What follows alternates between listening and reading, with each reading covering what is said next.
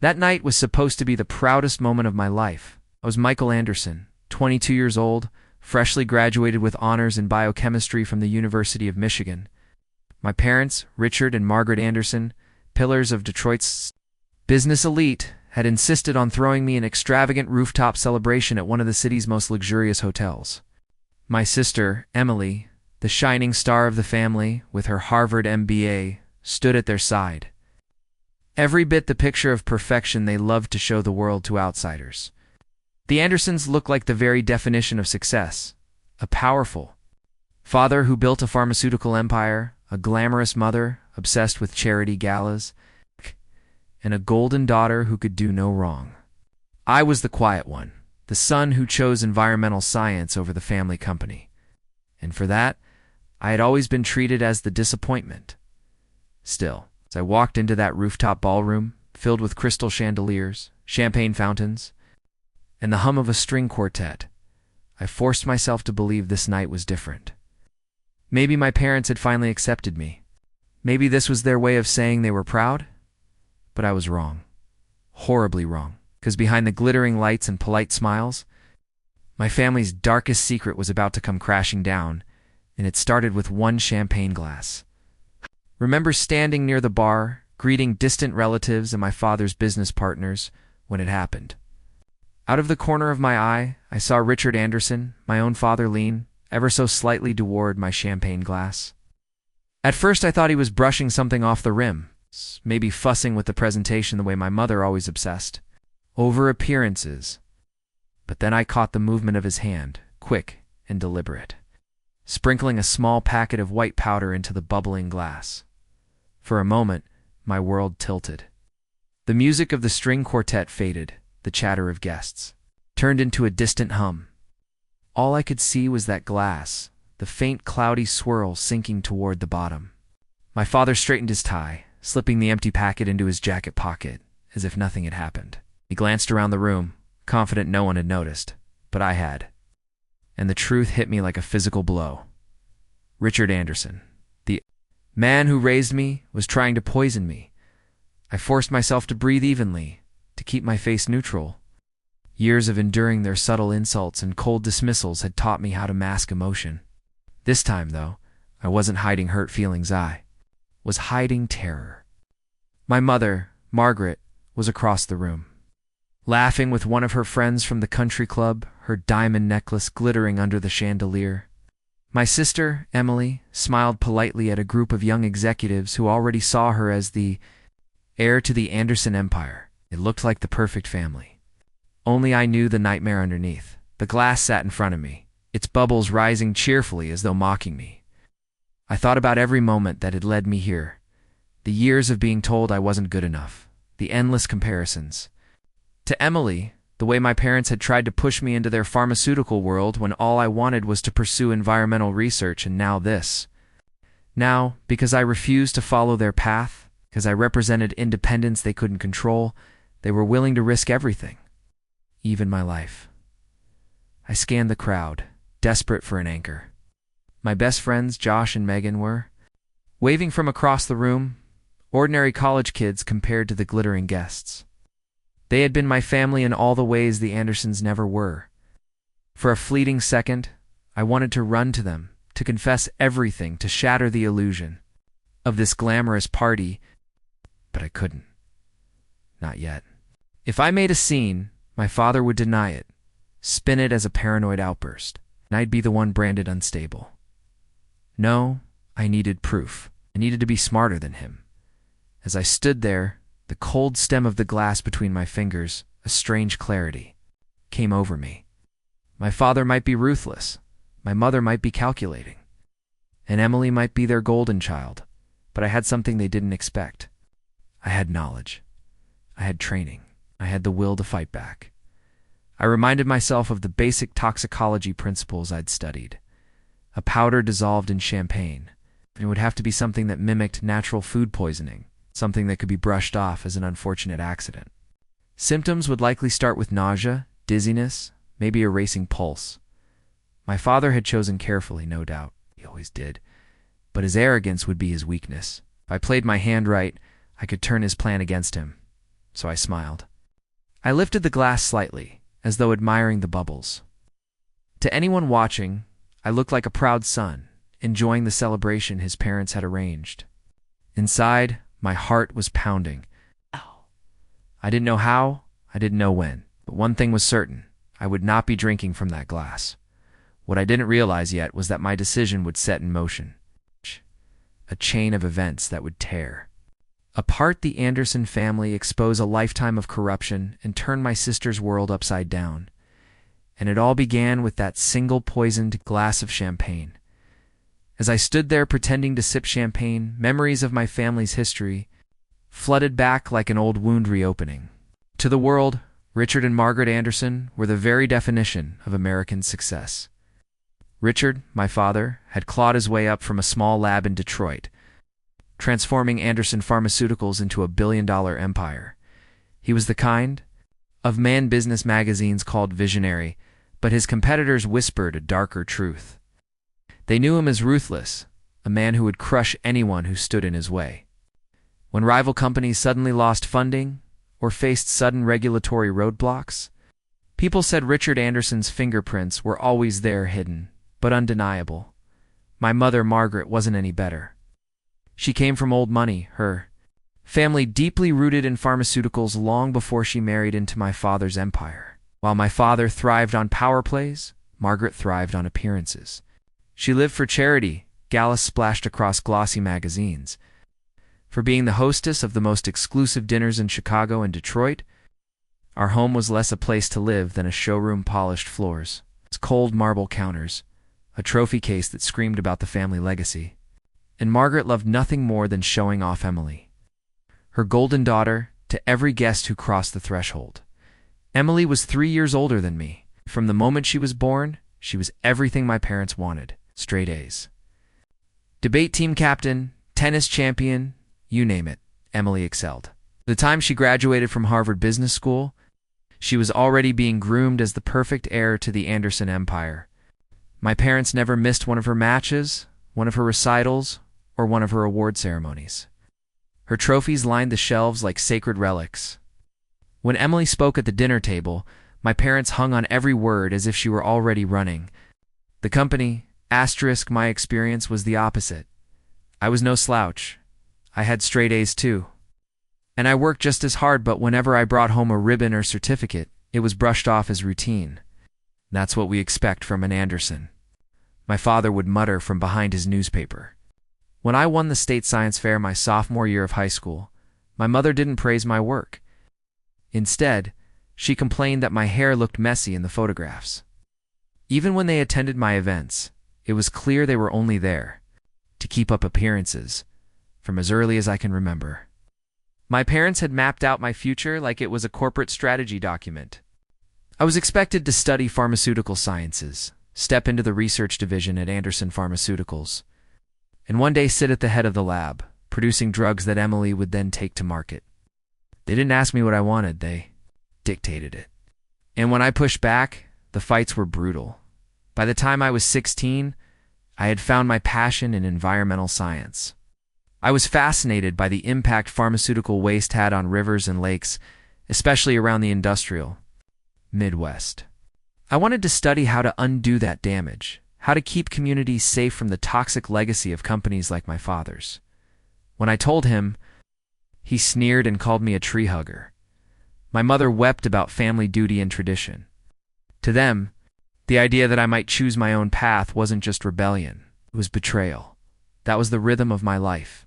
Emily celebrated, me dismissed. Emily paraded in front of guests, me hidden in the background. And yet as I stood at that graduation party, watching the bubbles rise in the poisoned champagne, I realized something chilling. For all their coldness, for all their cruelty, I had never truly believed my parents would go this far.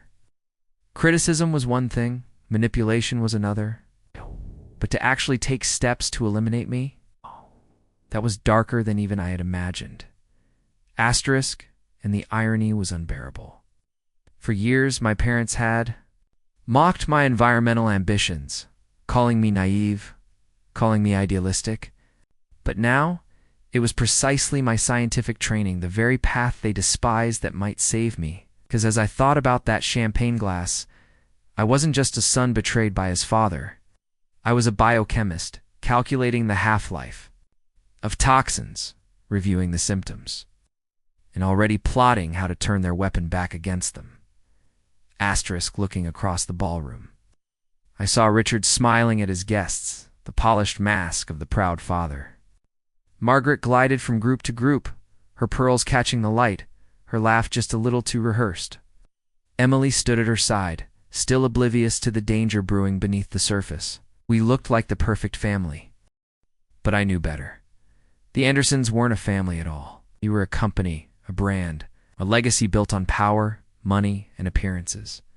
And now I was standing in the middle of it, realizing just how far they were willing to go to protect it. As I stood there, gripping that poisoned glass, my thoughts drifted to the one person in our family who had ever truly believed in me, my grandmother, Ruth Anderson. She had passed away when I was 16, but her presence still lingered in the quiet corners of my memory. Grandma Ruth wasn't like my parents. She was a brilliant chemist in her own right, a woman who had once dreamed of leading her own research. Team Butt had been forced to step aside so her husband could shine. She never forgot what it felt like to have her potential stolen. And maybe that's why she always looked at me differently. I remembered sitting with her at her lake house up in northern Michigan. It's the kind of place that smelled of pine and wood. Smoke. She'd hand me a mug of hot cocoa and listen while I rattled on about my latest science project. Quote, unlike my father, she didn't roll her eyes. Unlike my mother, she didn't sigh about appearances. Instead, she leaned forward, her gray eyes bright, and asked questions, thoughtful questions. She made me feel that my curiosity mattered. Before she died, she made me promise that I'd follow my own path, no matter how loudly others tried to drown it out. What I didn't know at the time was that she'd been planning something far bigger than words of encouragement. Ruth left behind a trust fund nearly $10 million, carefully structured so it would bypass my parents completely. The money would only become mine once I either turned 23 or graduated from college. To my parents, who measured love in dollars and legacy in stock shares, that money represented control slipping from their grasp. To me, it represented freedom. For years, I had no idea the trust even existed. My grandmother had arranged it with independent trustees and ironclad legal protections. But 3 months before my graduation, their attorney accidentally let the truth slip during a family business meeting. My sister Emily later told me that when my father realized it, his face went pale with rage. In one moment, everything shifted. Suddenly, they weren't just trying to mold me into their version of success, they were fighting for financial survival, the control they thought was rightfully theirs. It made sense now. The sudden interest in my graduation, the extravagant party, the carefully rehearsed smiles. This wasn't pride. This was strategy. If I graduated, if I lived to see the trust fulfilled, I'd become financially independent. I wouldn't need their approval, their company, or their money. Worse yet, they knew what I might do with that freedom. I could fund research into pharmaceutical pollution, dig into the environmental damage their company had caused, maybe even expose the corruption they had buried for decades. That thought must have terrified them. Richard and Margaret Anderson had built their empire on silence, intimidation, and appearances. But I was their wild card, the one they couldn't quite bend to their will. And now, thanks to Grandma Ruth, I had the means to break free once and for all, unless of course I never lived long enough to claim it. The realization sent a chill down my spine. My father wasn't just protecting his company, he was protecting his empire of lies. And my mother, though softer in tone, was every bit as complicit. The trust fund didn't just threaten their fortune, it threatened their identity, their control, their very sense of power. To them, I wasn't a son anymore. I was an obstacle. I stared down at the glass of champagne, its golden bubbles sparkling under the chandeliers, and felt a rush of gratitude for my grandmother. She had seen the darkness in this family long before I could. She had given me the tools to escape it. What she hadn't anticipated, perhaps, was just how far Richard and Margaret would go to prevent that escape. And as the orchestra swelled, and the guests laughed around me, I realized with brutal clarity, this night wasn't a celebration. It was a trap. A trap set by my own parents. But thanks to my grandmother's foresight, I had something they didn't expect: tree sources, knowledge. It's the will to fight back. I tightened my grip on the glass, smiled for the cameras, and thought to myself, Grandma, you gave me the key. Now it's up to me to survive long enough to use it. The party glimmered with wealth champagne fountains, ice sculptures, a string quartet playing softly in the corner. Guests smiled, toasting to family legacy and the future of the Anderson name. But beneath the laughter and glitter, I felt the walls closing in. My father's eyes followed me across the room like a hawk, and my mother's smile was just a little too rehearsed. Something wasn't right. I excused myself, slipping past the clusters of guests toward the quieter hallways of the hotel. Anyone who asked that I was heading to the restroom, but in truth, I needed a moment to think, to breathe. That's when I heard the low hiss of my parents, voices echoing from around the corner. I froze. You're absolutely certain this is necessary? My mother whispered, her voice sharp with nerves. Do you want to lose everything we've built? My father snapped back, his words clipped and full of venom. I leaned closer, pressing myself against the wall, my heart pounding so loudly I was sure they could hear it. The FDA investigation is gaining momentum, he continued. If they find those test results, we're finished. And don't forget the trust. If Michael gets that money, he'll be completely independent. Do you really think he won't try to expose the contamination at the West facility? He's been a self-righteous idealist since he was a kid. My blood ran cold. I had suspected corruption at Anderson Pharmaceuticals. But hearing my father confirm it, that they'd been dumping chemical waste into the river, poisoning communities for profit, was like being struck in the chest. Margaret's voice cracked. But drugging him? At his own graduation party? Richard, we could just talk to him again. Talk? My father's laugh was harsh, bitter. When his talking ever worked with him, he's stubborn, he's naive. It doesn't have to be lethal, just enough to make him sick. A few days in the hospital with what looks like food poisoning, that buys us time to shift the assets and stall the trust transfer. And you heard the lawyers, if he dies before the official handover next week, it reverts back to us. There was a pause. Then my mother hissed, "Keep your voice down." Someone could hear us. But I had already heard enough. I staggered backward, careful not to let my shoes scrape against the tile. My hands were trembling so badly I could barely grip the doorknob. When I finally slipped into the employee restroom, I stared at my reflection in the mirror, pale and wide-eyed, trying to process what I'd just heard. My parents weren't just manipulative, they weren't just controlling. They were planning to poison me, to incapacitate me, maybe even kill. May all for money and reputation. It was so monstrous that a part of me wanted to deny it, to believe I'd misunderstood. But the scientist in me, the one who'd spent years studying compounds, symptoms, and toxicology, couldn't ignore the precision in my father's words. It's a non-lethal dose, something that would mimic food poisoning, something that could be explained away. He wasn't guessing. He'd already calculated it. I splashed water on my face, forcing myself to breathe. This wasn't the time to panic. If I lost control, if I gave myself away, they'd know I was onto them, and then I wouldn't stand a chance. So I straightened my tie, fixed my expression, and walked back into the party. The chandelier sparkled, the guests laughed, the orchestra played on. From the outside, nothing had changed. But for me, everything had. I wasn't just the overlooked son anymore. I was prey in a game I hadn't chosen to play. Still, a strange calm settled over me. Years of surviving their emotional manipulation had taught me how to compartmentalize. Now, I would use that skill to survive something far more dangerous. I wasn't powerless. I had the knowledge, the evidence. And thanks to Grandma Rutha, means to fight back. And as I watched my father raise his glass across the room, smiling, that polished smile for his guests, I thought to myself, you think I'm your weakest link? But tonight, you're going to learn just how wrong you are. I returned to the rooftop ballroom with a mask firmly in place. As if I hadn't just overheard, my parents plotting to drug me. My heart thudded against my ribs, but my face carried the same polite smile every guest expected. The music swelled, laughter rippled through the air, and the chandeliers glittered overhead. Everything looked perfect except for the champagne. Flute my father had marked out just for me. 15 minutes later, Richard Anderson clinked his glass. The sound sliced through the chatter like a knife. "Ladies and gentlemen," he announced, his voice warm and commanding, "please gather for a special toast to our graduate." My stomach nodded. Waiters began circulating with trays of champagne. But my father personally handled the glasses from the special bottle.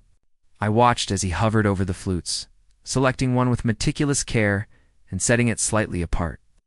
That was mine, the poisoned glass. He handed the first to my mother, then to Emily. Then his eyes locked onto me. With a smile that never reached those eyes, he extended the final flute. "To Michael," he declared, his voice booming with false pride. "May your future be everything you deserve." The double meaning struck me like a blow. He wanted the world to believe he was celebrating me when in truth he was sentencing me. As I accepted the glass, I noticed it instantly, the faint cloudy swirl at the bottom where the powder hadn't fully dissolved. The stem of the glass felt icy in my palm, heavier than it should have been, as if I were holding a live grenade. Around me, guests raised their glasses high, waiting for me to join them. In that moment, I had seconds to decide. If I refused to drink, my father would know I had discovered his plan. If I exposed him, he would deny it, twisting the truth until I looked like the unstable son, lashing out on his big day. I needed evidence, something undeniable, something public, and then my eyes flicked to Emily. My sister, perfect in every way, standing tall in her designer dress, was the pride of the family. For years she had been the chosen one, the standard I could never live up to. And now, without hesitation, my father had handed her an ordinary glass while saving the poisoned one for me. The idea struck like lightning. If Emily drank the champagne, my father's plan would backfire in the most public, undeniable way. It would expose him, trap him in his own deceit. My heart twisted with guilt, even as the thought formed. Emily was my sister. She didn't deserve this, not for being the favorite, not for turning a blind eye to our parents' corruption. But I also knew the dose was supposed to be non-lethal, just enough to hospitalize me. If she suffered, she would recover. And when she did, she would know the truth about the parent she had always defended. I forced my lips into a bright smile and stepped forward. "Speaking of my amazing sister," I said, my voice carrying above the crowd, "I wouldn't be here without her support." Emily looked startled, but flattered. Guests turned toward us, cameras flashing, phones recording. Then I did it. Smoothly, without a pause, I pressed my champagne flute into Emily's hand and took hers in exchange.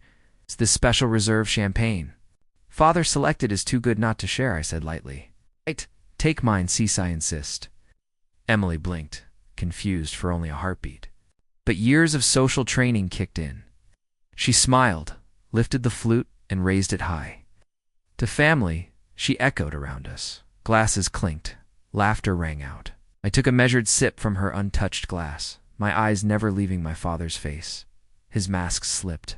For the briefest moment, pure horror flashed in his eyes. His jaw tightened, his skin paled, and a bead of sweat formed at his temple. My mother's knuckles went white around her own glass, her practiced smile cracking. They knew what I had done. I had just turned their perfect scheme upside down. The orchestra struck up again. The crowd returned to its conversations, but I could feel the tension vibrating through the air. My father couldn't stop me, not without exposing himself. My mother couldn't scream, not without admitting their plan. For now, I was safe. But as Emily lifted the poisoned glass to her lips and drank deeply, a chill ran down my spine. I had bought myself time? Yes. I had trapped my parents. Yes. But I had also placed my sister in danger. The toast was over. The die was cast, and nothing about our family would ever be the same again. For a while, nothing happened. Emily laughed with a group of young associates from the company, her champagne glass nearly empty. My father tried to rejoin conversations, but his eyes kept darting toward her, panic barely hidden behind his polished smile. My mother clutched her glass as though it were a lifeline, her lips frozen in that brittle expression she wore whenever the facade threatened to crack. I forced myself to mingle, my heart pounding as if every second stretched into an hour. My mind raced through possibilities. The dose was supposed to be non-lethal, just enough to make me collapse, to stall the trust. But what if my father had lied to my mother? What if the compound was more dangerous than he admitted? I kept glancing at Emily, my stomach twisting with dread. 30 minutes passed. Then it happened. I heard a gasp ripple across the room. Emily swayed, pressing a hand to her forehead.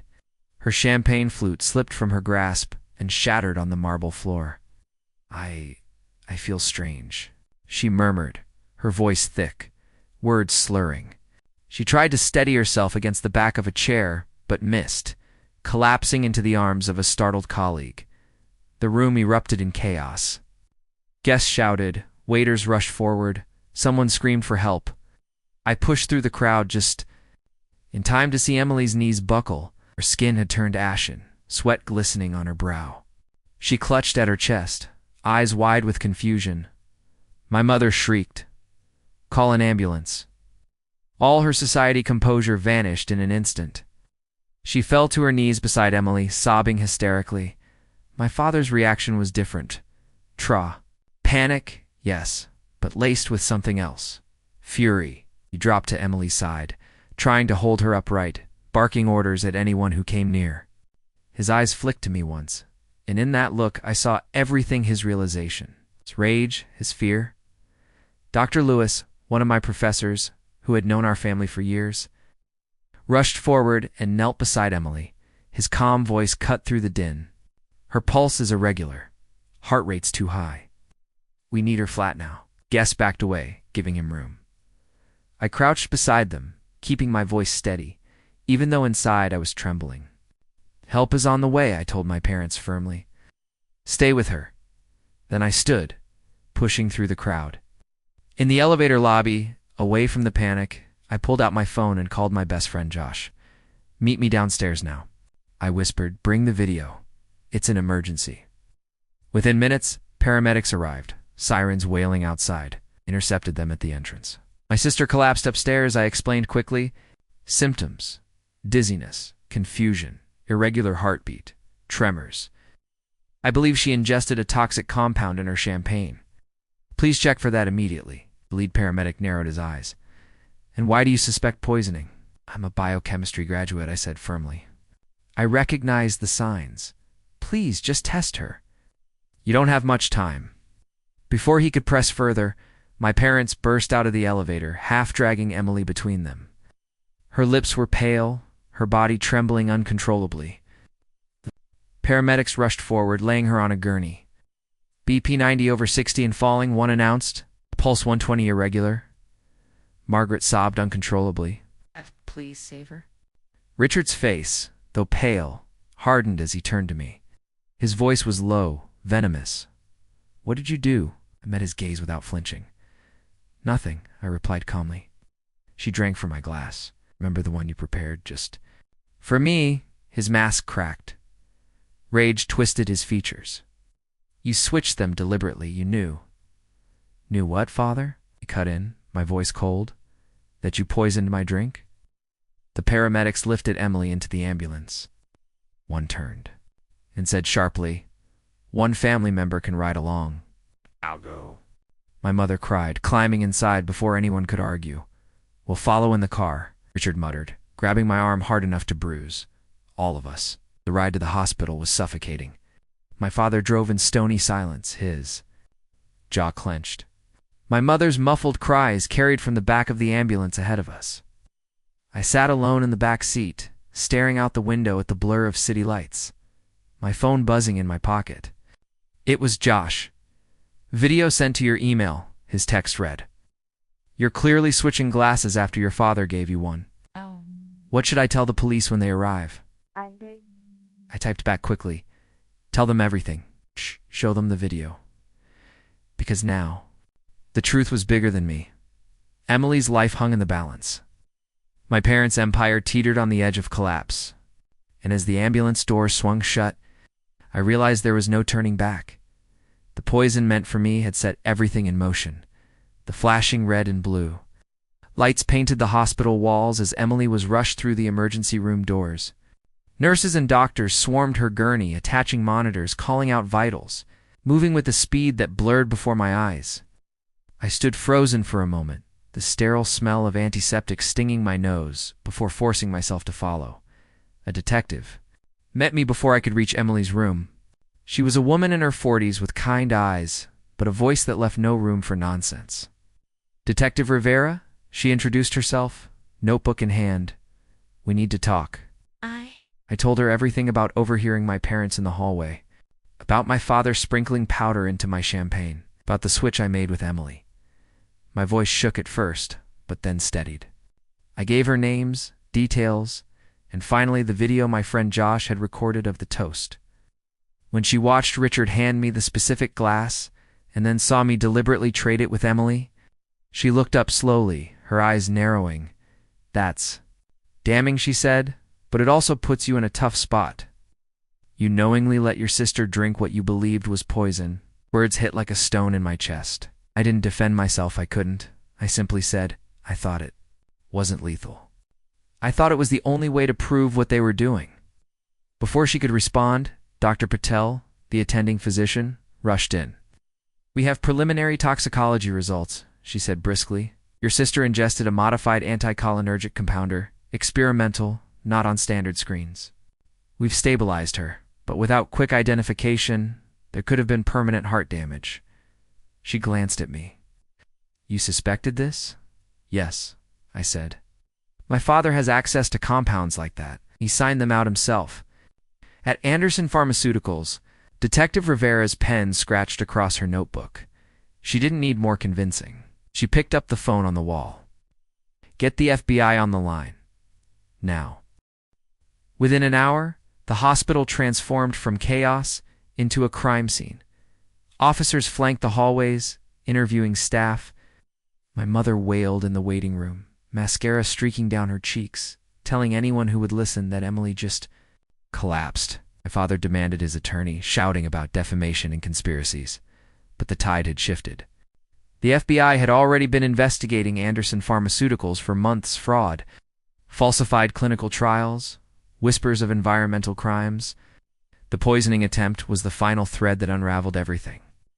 Search warrants were executed.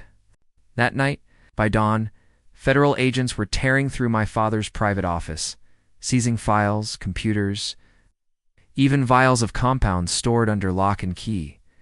When the news broke, the city reeled. Headlines screamed across Chicago and Detroit. Pharmaceutical CEO and wife under investigation for attempted murder of son. Subtitles added the darker truth. FBI probes widespread fraud and environmental violations. I sat in a hospital consultation room, my head in my hands, while Detective Rivera explained what they'd found. "Your parents were already under surveillance," she told me. "The river contamination, the falsified drug trials, we have documents, witness statements, even financial records. The poisoning attempt confirms motive, money, control, and fear you might expose them." It was almost too much to process. For years I'd felt like the black sheep, the disappointment, the child who didn't belong. Now I understood. My refusal to bend hadn't just embarrassed them. It had threatened their entire empire. Through the glass wall, I saw Emily lying pale and fragile in her hospital bed. She was still groggy, but she was alive. And for the first time, I realized the truth was no longer just mine to carry. The FBI had stepped in, the masks were off. My parents were no longer untouchable, titans of industry, they were suspects. Criminals, desperate people caught in their own web of lies, and as I watched agents wheel boxes of evidence past me, I knew this was only the beginning. The Anderson legacy wasn't built to last, it was built on poison. For days, the hospital became our world. Porters camped outside the doors, cameras flashing whenever anyone with the Anderson name appeared. Inside, the air smelled of disinfectant and burnt coffee. A constant reminder of the sleepless nights that blurred into one another. Emily lay in a hospital bed, pale but alive, monitors beeping steadily at her side. I visited her every chance I could, though at first she could barely speak. She'd squeeze my hand weakly, her eyes clouded with confusion and pain. I carried the guilt of knowing why she was there, of knowing it was my switch that put her in harm's way. Yet when her voice returned, it wasn't anger I heard, it was heartbreak. "Did Dad really try to poison you?" she whispered, her lips trembling. I nodded slowly, tears burning my eyes. "Yes, and you drank from my glass." "Instead, I'm so sorry, Emily. I didn't have time to think." She turned her face toward the window, silent for a long time. Finally, she spoke, her voice raspy but steady. "All these years I thought you exaggerated. I thought you were just resentful, jealous even. I defended them every time, and now—" Her words broke off in a sob. I reached for her hand again. "You didn't know? None of this is your fault. They manipulated both of us just in different ways." That was the moment something shifted between us. For the first time in our lives, we weren't rivals competing for scraps of approval. We were two children of the same broken family, both betrayed, both wounded, both finally seeing the truth. Over the next week, as FBI agents pieced together evidence and prosecutors built their case, Emily and I rebuilt something we had never really had: trust. She told me how our father had pressured her to sign off on company reports she barely skimmed, assuring her they were routine filings. She admitted she'd seen environmental data once heavy metal readings, disposal records but dismissed. Yet when he told her not to worry, I wanted so badly to believe him, she confessed. I wanted to be the daughter they were proud of. "You were their shield," I told her gently. "As long as you played the part of the perfect Anderson, they could dismiss me as the problem child." Kept their house of cards standing, her eyes filled with tears, but this time there was determination behind them. Not anymore. Spent long hours talking about childhood memories, about the nights I felt invisible, about the pressure she carried to be flawless. Slowly, the walls between us cracked and fell. The golden child and the forgotten one were no longer enemies. We were survivors, bound together by the truth our parents tried so hard to bury. Outside the hospital, the empire was crumbling. Search. Warrants uncovered falsified trial data, offshore accounts, and a decade of illegal waste dumping into the Detroit River. Former employees came forward, finally free to speak. The name Anderson that once commanded respect now carried the stench of corruption. But inside that hospital room, amid the quiet hum of machines, something precious was being built. Melly asked if she could move in with me once she was discharged. She couldn't face her downtown condo too, full of family dinners and boardroom conversations. I agreed without hesitation. For the first time, I wanted her close. Not because our parents demanded it, but because we both needed it. On her last night before release, I sat by her bed while she slept, the dim light casting soft shadows on her face. She looked younger, almost childlike, without the armor of perfection she always wore. And I realized then, the real enemy was never Emily. It was the legacy Richard and Margaret Anderson had forced on both of us. By the time she walked out of that hospital on unsteady legs, supported by my arm, we weren't just siblings anymore. We were allies. The rivalry was gone. In its place was something new, something stronger, sisterhood born not of parental approval, but of survival, forgiveness, and a shared determination to break the cycle once and for all. 6 months later, the Anderson name was no longer whispered with respect in corporate boardrooms. It was splashed across headlines in bold black letters. Pharmaceutical tycoons face prison and poisoning scandal and environmental crimes. My parents, Richard and Margaret, sat behind bars awaiting trial. Their empire dismantled piece by piece. For years they believed money and power could shield them from consequences. But the truth had finally caught up. Emily and I were left to decide what came next. We didn't want the company. We didn't want the tainted wealth or the hollow legacy built on lies. What we did want was freedom, the freedom our grandmother Ruth had dreamed for us when she set up that trust. I moved into Grandma Ruth's lake house 2 hours north of Detroit, a quiet place where pine trees framed the water and the air smelled of wood smoke in the fall. Emily joined me a few weeks later, selling her condo downtown. At first, we tiptoed around one another, still learning how to be siblings without rivalry. But slowly, we built new rhythms: morning coffee on the porch, late-night talks by the fire, long walks along the water where we allowed ourselves to dream about futures that didn't include the Anderson shadow. For me, that future meant using my biochemistry degree the way I had always intended.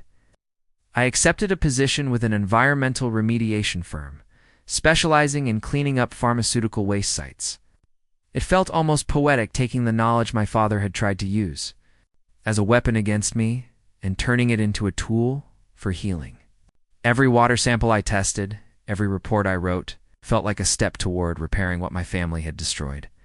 Emily's path took her somewhere I never expected. She enrolled in law school, determined to specialize in environmental law and corporate accountability. She wanted to make sure no other company could do what ours had done: bury the truth, silence the whistleblowers, poison entire communities while hiding behind glossy reports and charity galas. I watched her transform from the golden child who once craved our parents' approval into a woman determined to stand on her own terms. Together, we also started a foundation using part of my inheritance. Its mission was simple: to support communities hurt by pharmaceutical pollution and provide health care for families whose lives had been scarred by corporate negligence. It didn't erase the harm, but it was a start. A way of saying, we're not them, we're different. 1 year to the day after my graduation party, I stood at a podium in Chicago, addressing a conference on pharmaceutical waste management. My voice trembled at first, but then steadied as I looked out across the audience. In the front row, Emily sat with her notebook, recording proudly. Beside her were Josh and Megan, my lifelong friends, who had stood by me when family turned to enemies. In that moment, I realized I wasn't alone anymore. I had a family, but not the one I was born into. The one I chose, the one that chose me back. Looking out at the crowd, I shared what I had learned. We don't always get to choose the family we're born into, but we do get to choose the family we become. Sometimes the people who are supposed to protect us are the very ones who try to destroy us. And in those moments, the only antidote is truth that frees us, truth that heals us, truth that lets us build something better. That's the lesson my grandmother left me, and the one I carry forward every day. In life, blood ties don't guarantee loyalty or love. What matters are the people who stand by you when everything else crumbles. Sometimes the strongest families are the ones we create for ourselves. If you've ever had to walk away from toxic relatives or rebuild your life from ashes, you know exactly what I mean. If this story touched you, share your thoughts in the comments. Have you ever had to make a difficult choice to protect yourself from family? I'd love to hear your journey. And if you'd like more stories of survival, truth, and resilience, don't forget to hit that subscribe button. Together we can keep reminding one another that even in betrayal, there's always a path to freedom.